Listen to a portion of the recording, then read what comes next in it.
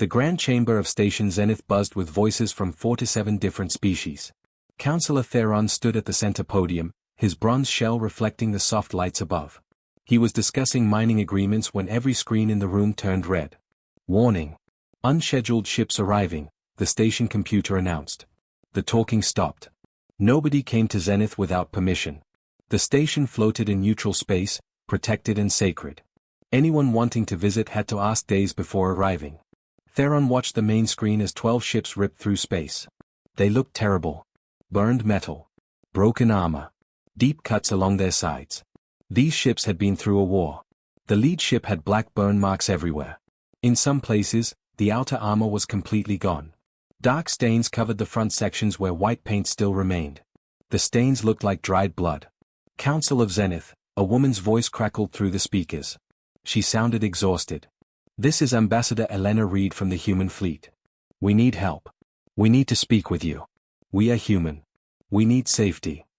The chamber exploded with shouting. Humans? That word made everyone afraid. 200 years ago, humans had met a galactic survey ship. Something went wrong. Very wrong. After that, humans were locked in their home area of space. They were forbidden to leave. If they did, they would be destroyed. Now they were here. Uninvited. In broken warships that looked like they had fought through nightmares. This is Counselor Theron, he said, his clicking voice translated into common language. You are still forbidden to leave your area. Go back now or we will attack you. Silence. Then the human woman spoke again. Her voice made Theron uncomfortable. She wasn't scared or angry. She sounded certain. Determined. Counselor, we have nowhere to go back to. Earth died 143 years ago. These 12 ships hold the last 3 million humans alive. We've been fighting to survive while you kept us locked away. We're not asking you to forgive us. We're asking for a chance to explain why our ships are covered in blood. And why you need to listen. Theron looked around the chamber. Leaders from dozens of worlds stared back. Some looked curious. Others looked hostile.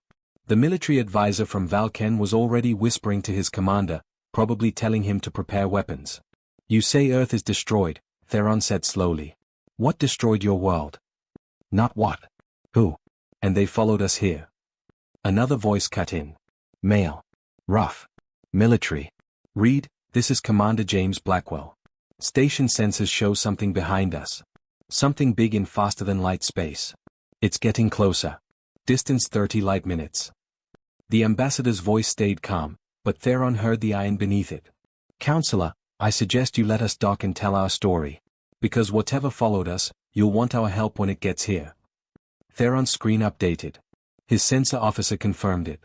Something huge was approaching, still traveling faster than light but leaking enough energy to be detected. It was massive. Terrifyingly massive. Emergency council meeting now, Theron announced. Human ships, you can dock at the outer ring. Do not come near the center. Ambassador Reed, you will speak to us in 1 hour. All representatives, come immediately. The human ships moved slowly toward the station, limping like wounded animals. 12 broken vessels that looked held together by luck and willpower. 3 million people who had survived something that killed their entire planet. And somewhere behind them, something in the darkness was coming closer. The chamber lights dimmed as representatives walked toward the emergency meeting hall. Theron stopped at the entrance and looked back at the display one more time. The human ships were close enough now to read their names. Names painted on damaged hulls.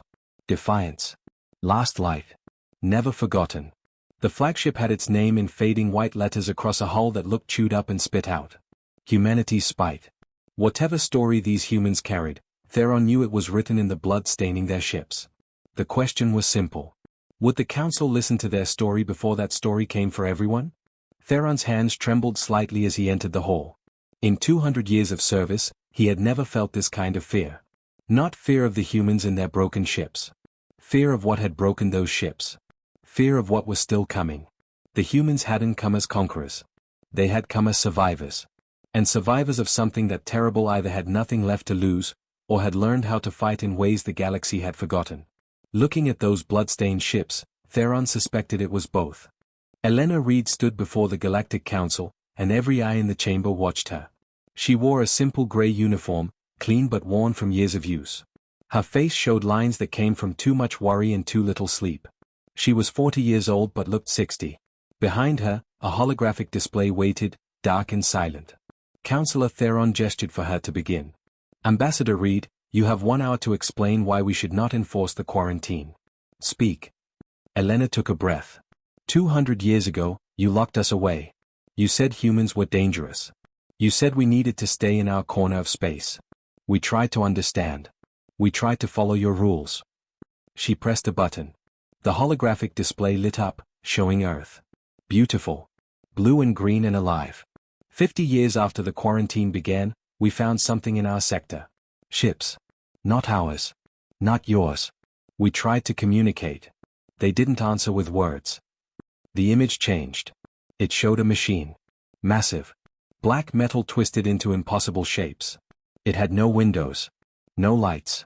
Just sharp edges and dark purposes. We call them devourers. They consume everything. Metal. Rock. Flesh. They break it down and use it to build more of themselves. They don't talk. They don't negotiate. They just eat. Murmurs spread through the council. Some species shifted uncomfortably in their seats. Elena continued, her voice steady. We sent messages to the galaxy. We begged for help.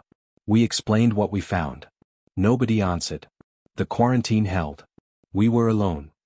The holographic display showed the first battle. Human ships, bright and new, engaging the Devourer construct. The human ships fired missiles and energy weapons. The Devourer absorbed the attacks and kept coming. When it touched a human vessel, the ship simply fell apart, consumed in seconds. We lost that battle. We lost the next 50 battles. We lost Earth. The image changed again. Earth, burning. Massive Devourer constructs in orbit, tearing apart the planet's surface. Ships fleeing. So many ships fleeing. We evacuated everyone we could. 15 billion people lived on Earth. We saved 300 million. The rest stayed behind to buy us time. My parents were in that number. My brother.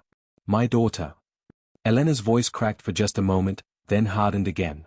We ran. We hid. We learned. For 150 years, we fought them in the dark places between stars. Every time they found us, we fought. Every time we lost ships, we learned how they worked. Every time they killed us, we got smarter. The display showed battle after battle. Human ships, fewer each time, fighting with desperate creativity. Ramming attacks. Traps. Mines. Tactics that no military academy would ever teach because they cost too many lives. We discovered their weakness. Electromagnetic pulses at specific frequencies disrupt their coordination. But we had to get close to use them. Very close. A video played. A human ship, small and fast, diving straight into a Devourer construct. The ship's hull glowed white-hot from the Devourer's weapons. At the last second, it detonated. The pulse rippled outward. The Devourer construct froze, then fell apart. The human ship was gone. Vaporized. That pilot's name was Michael Grant, Elena said quietly. He was 19 years old. He saved 8,000 people that day. We have 1,000 stories like his. The council chamber was completely silent now. 3 million humans are left. That's all. We didn't come here for revenge against you for abandoning us. We came because the Devourers found your space. They followed us here. And you don't know how to fight them. Counselor Theron leaned forward. Why should we believe these machines exist? We have explored the galaxy for 10,000 years. We have never seen them. Because you didn't look in the dead zones, Elena said. The empty sectors where civilizations used to be. The places where precursor ruins stopped suddenly with no explanation. The Devourers ate them too. They've been sleeping or hunting in the dark. We woke them up. A counselor from the Valken species stood. Even if this is true, you brought them here. You led them to us. Elena nodded. Yes. We did. Because we had nowhere else to go. And because if we die, they'll find you anyway. At least this way, we can teach you how to fight. The display changed one last time. It showed schematics. Weapons. Tactics. 150 years of hard-learned lessons written in human blood. We're not asking to be forgiven, Elena said. We're offering you a chance to survive. Take our knowledge. Take our experience. Or ignore us and face them alone. Theron was about to respond when alarms shrieked through the station. Emergence detected, the computer announced. Large construct entering real space. Distance 10 light minutes. Configuration matches human data files. Designation, Devourer. Elena closed her eyes. Too late to decide, Counselor. It's here. Now you'll see what we've been fighting. The display switched to external cameras. In the distance, something massive tore through space. 3 times larger than anything in Elena's records. It was coming straight for Station Zenith. All human ships, Elena said into her communicator. Battle stations. Protect the Council. Show them what we learned. Commander Blackwell's voice came back immediately. Understood. Humanity spite moving to intercept. All ships follow. The Council watched as 12 broken, blood-stained human ships moved between the station and the approaching nightmare. Ships that should barely fly positioned themselves as shields. 3 million survivors preparing to defend people who had abandoned them. Theron stared at the display, then at Elena. Why would you defend us? Elena met his eyes. Because that's what humans do. We fight. Even when it's hopeless. Especially when it's hopeless. The Devourer came closer, and the battle for Station Zenith began. The Devourer construct moved through space like a shark through water. Smooth. Patient. Inevitable. It was 3 kilometers long, made of black metal that seemed to drink the light around it. Smaller pieces broke away from its body, spreading out like hunting dogs. Commander James Blackwell stood on the bridge of humanity's spite, watching the monster approach. He had fought these things for 30 years. He knew what came next. All ships, Formation Delta, he ordered. Keep the station behind us.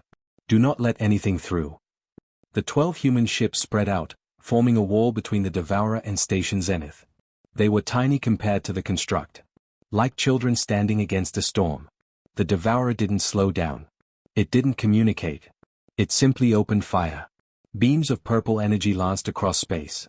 The first beam hit the human ship last light on the forward shields.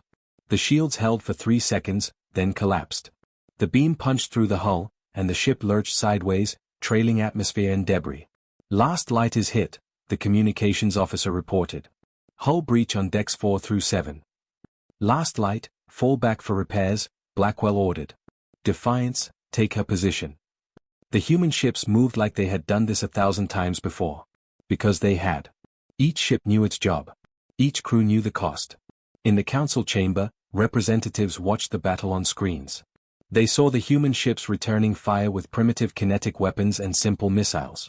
The weapons looked ancient compared to galactic technology. But the humans weren't trying to destroy the Devourer. They were trying to distract it. What are they doing? Asked Counselor Theron. Their weapons barely scratch it. Elena stood beside him, watching her people die. They are buying time. Watch the pattern. The human ships fired in sequence, each shot forcing the Devourer to adjust its position slightly. Each movement turned it a few degrees away from the station.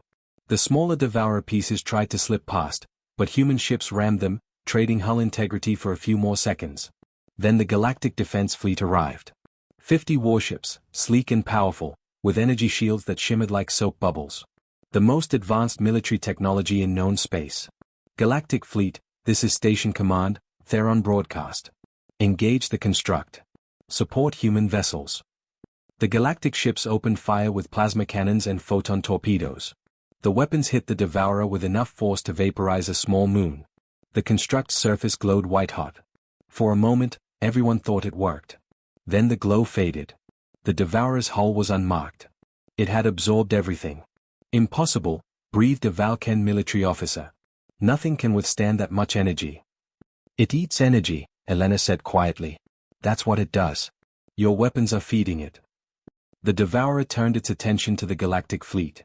5 beams fired simultaneously. 5 ships died in an instant, cut in half like paper. The remaining ships scattered, their formation breaking. Human tactics now, Blackwell's voice crackled across the command channel. All galactic ships, listen carefully. Do not fire energy weapons. Kinetic only. Aim for joints and connection points. Stay fast. Stay moving. Some galactic captains hesitated.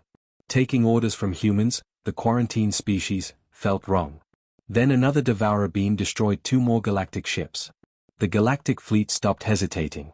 They followed Blackwell's orders. The battle changed. Human and galactic ships working together, dancing around the massive construct. The humans led, showing weak points they had learned through decades of dying. The galactic ships followed, using their superior speed and shields to strike and retreat. It was working. Slowly. The Devourer's smaller pieces were being destroyed one by one. Then Blackwell saw it. A second Devourer construct tearing into real space on the station's opposite side. This one was even larger. "Elena," he said into his communicator. "We have a problem." On the station, alarm screamed again. Theron's face went pale as he saw the second construct approaching. "We cannot fight too," he said. "We need to evacuate." Elena shook her head. "There's no time. It will catch the evacuation ships." She turned to Blackwell's image on the screen. "James, I need an option." Blackwell was quiet for 3 seconds that felt like hours. Then he spoke. "I have an option. You won't like it." "Tell me." "We ram it. Humanity's Spite carries the largest EMP device we have. If I detonate it inside the construct's core, it will shut down. Maybe permanently." Elena's hands clenched. "That's a suicide run." "Yes." "James, no. There has to be another way." "There isn't. You know there isn't." His voice was calm. Almost peaceful. "Elena, I was there when Earth died. I watched it burn. I've been dying slowly ever since. Let me make it mean something." Tears ran down Elena's face, but her voice stayed steady. "You've always been a stubborn fool, James Blackwell. That's why you liked me." He smiled, and for a moment he looked young again. "Take care of them. All of them. Human and galactic. Make sure they remember we didn't give up." "I will. I promise." Blackwell turned to his crew. "Anyone who wants to evacuate has 30 seconds to reach the escape pods. No judgment. This is volunteer only." Nobody moved. His crew of 200 stayed at their stations. "Proud to serve with you," Blackwell said simply. Humanity's Spite turned away from the first construct and accelerated toward the second. The massive ship, already damaged from 100 battles, pushed its engines past safety limits. It moved faster. Faster. The Devourer fired. Beams tore through Spite's hull, ripping away armor and decks. Explosions rippled along its length. The ship kept going. On the station, humans and aliens watched together. The council chamber was silent except for Elena's quiet weeping. Humanity's Spite hit the Devourer construct at full speed, driving deep into its core. For one frozen moment, nothing happened. Then light. Blinding, beautiful light as the EMP device detonated. The pulse spread outward in a sphere, washing over both Devourer constructs. They froze. Their surfaces crackled with electricity. The smaller pieces fell apart, breaking into dead metal. The constructs went dark and began to drift, lifeless. The combined human and galactic fleet destroyed the remaining pieces methodically.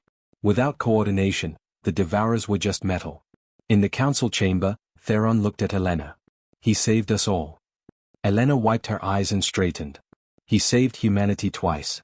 Once when Earth fell, and once today. Remember his name. James Blackwell. Remember all their names." The battle was over. The station was safe. But the cost had been written in blood and sacrifice. And the galaxy would never forget what it looked like when humanity fought. 48 hours after the battle, the Galactic Council gathered in emergency session. The chamber looked different now. Scorch marks scarred the walls where power conduits had overloaded. Medical teams still worked in the lower levels, treating wounded from both human and alien species. Elena Reed sat in a chair that had been added specially for her. Not in the observer section. Not in the petitioner's area. At the council table itself, between Councillor Theron and a representative from the Kelmar species. The mood in the room had changed. Fear remained, but something else had joined it. Respect. Theron stood to address the assembly. "We are here to discuss humanity's request for sanctuary and council membership. But first, we must discuss what we learned during the attack." He activated a holographic display. Ancient text appeared, symbols that predated most modern civilizations. "These are precursor writings. We found them 10,000 years ago on dead worlds scattered across the galaxy. We could never fully translate them. Until now." The symbols rearranged themselves, forming words in common galactic language. When the warriors arrive bearing the marks of old battles, the ancient enemy returns. Silence fell across the chamber. "We thought this was a warning," Theron continued. "We thought it meant we should fear the warriors. So when humans arrived 200 years ago with military vessels, we panicked. We quarantined them." He looked directly at Elena. "We were wrong. The precursors were not warning us about the warriors. They were telling us the warriors would arrive when we needed them most. A counselor from the Draven species stood.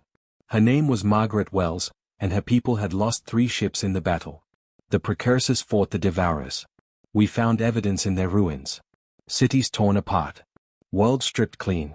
We never understood what destroyed them. Now we know. Another display activated, showing a star map. Red zones mark dozens of sectors. These are the dead zones. Places where civilizations vanished without explanation. We always assumed they destroyed themselves through war or plague. But the evidence matches Devourer attacks. They have been hunting in the dark for millennia. Elena spoke for the first time. How many species lived in those zones? We estimate 43 civilizations. Billions of lives. All gone. The number hung in the air like a weight. Theron continued. The precursors left their warning, then disappeared. We thought we were safe. We thought the threat was gone. We grew comfortable. We forgot how to fight existential enemies. He gestured to the human section of the display, showing the 12 battered ships docked at the station.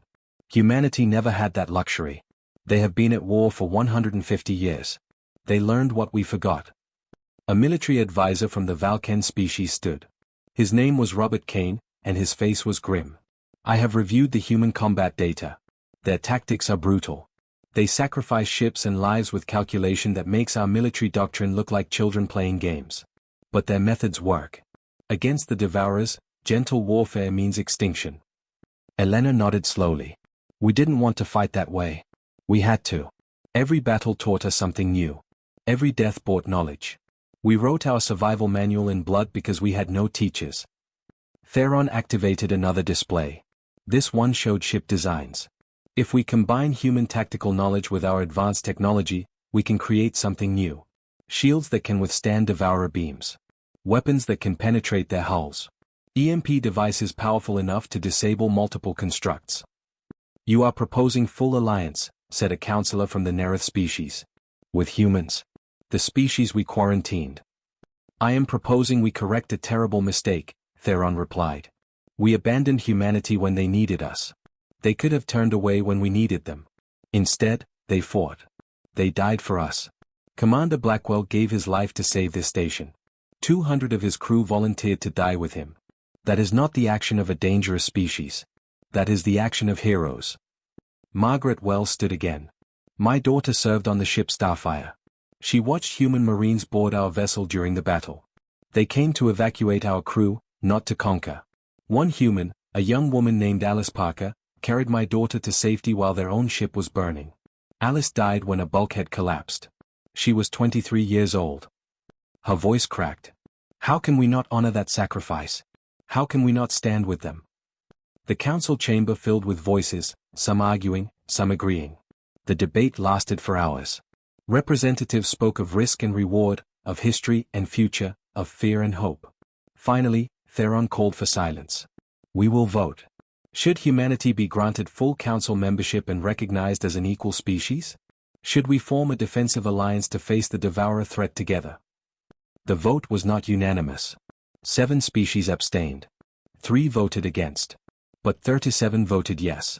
Theron turned to Elena. Ambassador Reed, on behalf of the Galactic Council, I officially welcome humanity as a full member species. I also offer something we should have offered 200 years ago. An apology. He stood and bowed, a gesture of deep respect in his culture. One by one, other councillors stood and bowed as well. Elena rose from her chair. Tears streamed down her face, but she was smiling. Apology accepted, councillor. Now let us make sure nobody else faces what we faced. Alone. The next hours passed in a blur of activity. Human engineers met with galactic scientists. Military officers from a dozen species studied human tactical data. Shipyards began retrofitting vessels with combined technology. In the docking bay, human crew members worked alongside alien technicians. Language barriers created confusion, but shared purpose bridged the gaps. A Kelmar mechanic showed a human engineer a better way to reinforce hull plating. A human pilot taught a Draven flight officer an evasive maneuver that had saved her life 3 times. Elena walked through the station, watching species that had never worked together learning to trust each other. She stopped at the memorial wall where names were being added. Human names and alien names, side by side. James Blackwell. Alice Parker. 200 others from humanity's spite. Galactic crew members who died defending the station. All honored equally. A young human boy, no more than 10, stood before the wall. His name was Thomas Reed. Elena's nephew. Orphaned when his parents died defending an evacuation convoy 5 years ago. Aunt Elena, he asked quietly. Did Uncle James die for nothing? Elena knelt beside him. No, Thomas. He died so you could have what we never had. Friends. Allies. A future where humans are not alone. Will the Devourers come back? Probably. But next time, we will be ready. All of us together. Thomas touched the wall where James Blackwell's name was carved. Then it was worth it. Elena pulled him close. Yes. It was worth it. Across the station, the work continued. Ships were repaired. Weapons were built. Plans were made. The galaxy had awakened to an old threat, but it had also remembered an older truth. Together, they were stronger. Together, they could survive. And humanity, the species that arrived with blood-stained ships, had taught them all how to fight for that survival. 6 days after humanity joined the Galactic Council, the sensor screamed again. Multiple contacts, the station officer announced, his voice shaking. 73 Devourer constructs entering the sector. They are coming directly toward us. Elena stood in the command center, her face pale but steady. Around her, counselors from every species watched the displays in horror. 73 constructs. The galaxy had never seen such a force. The 2 that attacked before were scouts. This was an invasion fleet. They adapted, Elena said quietly. They learned we could hurt them. Now they come in numbers we cannot fight. Theron stood beside her. How long do we have? 4 hours until they reach firing range. Can we evacuate? Elena shook her head. They will hunt down the evacuation ships. Running just delays the inevitable. A heavy silence filled the command center. Then a voice cut through the despair. It was Margaret Wells from the Draven delegation. Then we do not run. We fight. With what? Asked a Nerith counselor. We have 40 ships. They have 73 constructs. The mathematics are clear. The mathematics were clear at Station Zenith too, Margaret replied. 1 human ship destroyed 2 constructs. Perhaps 40 combined ships can do better. Robert Kane from the Valken military stepped forward. She is right. We have been preparing. We have human tactics. We have combined weapons. We have something they do not expect. What is that? Theron asked. Unity. For the next 4 hours, the station became a hive of desperate activity. Every available ship was armed and crewed. Human engineers worked with alien technicians, installing EMP devices on 30 vessels. Fighter squadrons launched, mixed crews of humans and aliens flying side by side. In the docking bay, a young human pilot named William Grant helped a Kelmar pilot into her cockpit. Stay on my wing, he told her. When I dive, you dive. When I break left, you break left. I understand, she replied. Her translator made her voice sound musical. We fly together or die together. Let us try the first option. The combined fleet assembled in formation. 40 capital ships. 200 fighters. Crews from 15 different species. At the center flew the human ship Defiance, now commanded by Captain Sarah Mitchell. She had served under James Blackwell for 20 years. All ships, this is Mitchell, she broadcast. The Devourers do not negotiate. They do not show mercy. They exist only to consume. But we are not food. We are not victims. We are the species that said no to extinction. Human and galactic together. Show them what that means. The Devourer fleet arrived early, tearing through space like a swarm of locusts. Each construct was massive, covered in weapons and armor. They moved with coordinated precision, surrounding the station. Here they come, Elena whispered from the command center. The battle began. The Devourers fired first, purple beams lancing across space. The combined fleet scattered, using human evasive patterns. Ships ducked and weaved, the galactic vessel's superior speed allowing them to dodge what would have been killing shots. Return fire lit up the darkness. Kinetic rounds and missiles, not energy weapons. The projectiles slammed into Devourer hulls, cracking armor and exposing internal structures. Alpha Wing, target the joints, Mitchell ordered. Bravo Wing, cover them. Human fighters dove toward a construct, firing at connection points. Galactic fighters followed, their shields absorbing return fire while the humans completed their attack runs. The construct shuddered and broke apart. One down. 72 to go. The Devourers adapted. They focused fire on individual ships, overwhelming shields through concentrated beams. The galactic ship Horizon exploded, taking 80 crew with it. Then the human ship Last Hope died, ramming a construct to save a damaged Draven vessel. "We cannot sustain this," Theron said, watching the battle. "We are losing ships too quickly." Elena stared at the display. Her mind raced through options, tactics, anything that might work. Then she saw it. The Devourer fleet was moving in a pattern. They were coordinated by something. A central intelligence. "There," she pointed. "That construct in the back. It is larger. Different. That is their command ship." "You are guessing," a counselor said. "Yes. But I am right. Look at the data. Every tactical adjustment originates from that position." Mitchell's voice came through. "Elena, we see it too. That is the Queen. Kill her, the rest get confused." "Can you reach it?" "Not through 72 other constructs. Unless someone opens a path." Theron understood immediately. "A full fleet assault. Everything we have." "Most ships will not survive," Robert Kane said quietly. "But some will. And those some can reach the command ship." Elena grabbed the communicator.